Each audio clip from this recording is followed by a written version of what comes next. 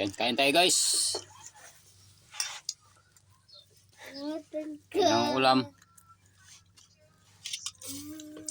Dilis. Saka yung dao. Dalawang hiwa na lang. Dalawang piraso. So, yan. Kain tayo.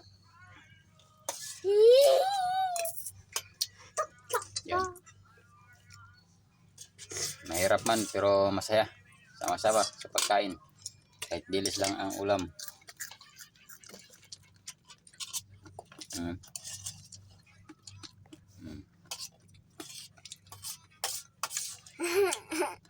Walang misa. Yan lang. Sasahig.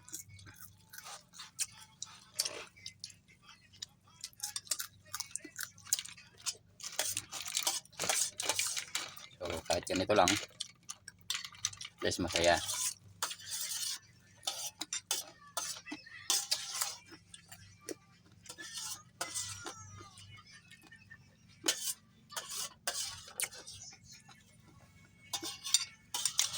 Thank you for watching.